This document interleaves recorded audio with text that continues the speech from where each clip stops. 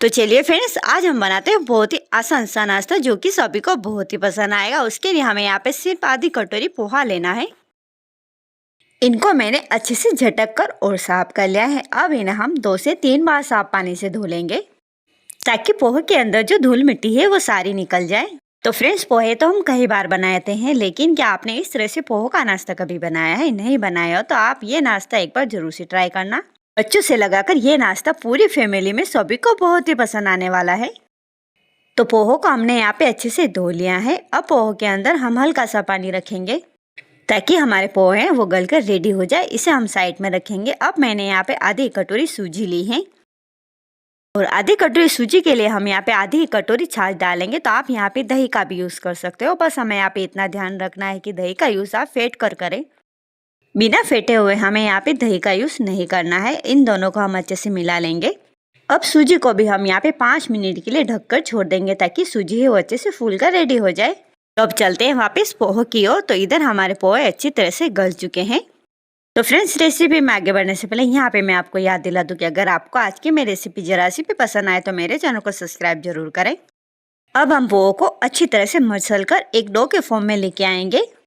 तो हम यहाँ पे पानी का यूज बिल्कुल भी नहीं करेंगे और पोहो को अच्छे से मसलने के बाद हमने जो सूजी को गलाने के लिए रखा था वो डाल देंगे। फ्रेंड्स, आज हम इस रेसिपी में कुछ भी मसालों का यूज नहीं करेंगे क्योंकि आज हम ये रेसिपी बहुत ही सिंपल तरीके से बनाने वाले हैं। बस हमें यहाँ पे सिर्फ कसूरी मेथी डालनी है और अगर आपके पास कसूरी मेथी नहीं है तो आप यहाँ पे हरे धनिया का भी यूज कर सकते हो। हरे धनिया की जगह आप यहाँ पे बारीक कटे हुए कड़ी पत्ते भी डाल सकते हो और स्वाद अनुसार नमक डाल देंगे और इन सभी चीज़ों को हमें यहाँ पे एक साथ मिला लेना है। तो ये ऐसा नाश्ता है कि इसे बनाना बहुत ही आसान है, बहुत कम टाइम में बन जाता है और बहुत ही कम मसालों में बनके तैयार हो जाता है। और खाने में तो ये नाश्ता इतना टेस्टी लगेगा कि आप हमेशा इसी नाश्ते को बनाना चाहोगे।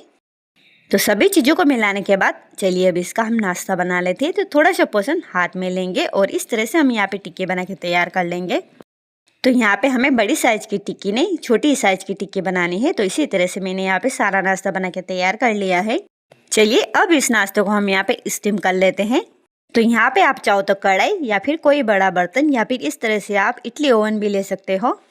इसमें हम छन्नी रखेंगे और हमने जो सारा नाश्ता बनाया है इसके ऊपर रखकर 5 मिनट के लिए इन्हें हम स्टीम कर लेंगे।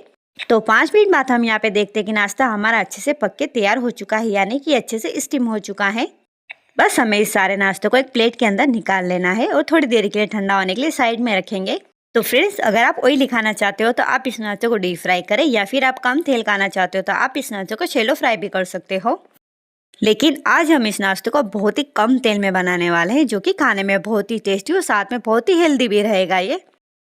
तो मैंने यहाँ पे एक कढ़ाई में 1 छोटे चम्मच तेल को गर्म किया है। इसमें आधा चम्मच राई और आधा चम्मच जीरा डाल देंगे। अब हमने जो नाश्ता बना के तैयार किया है वो सारा कढ़ाई के अंदर डालेंगे। अब हमें यहाँ पे गैस की फ्लेम को हाई रखना है और हाई फ्लेम पर इस नाश्ते को हम इसी तरह से चलाते रहेंगे। इस नाश्ते को तैयार होने में सिर्फ 2 मिनट का टाइम लगेगा, क्या क्योंकि ये नाश्ता पहले से पका हुआ है। तो फ्रेंड्स, अगर सुबह सुबह हमें कुछ भी समझ में नहीं आता है कि आज हम बच्चों की टिफिन में क्या बना के दें या फिर सुबह सुबह नाश्ते में क्या बनाए, तो आप इस तरह से नाश्ता बना के सभी को खिला सकते हैं।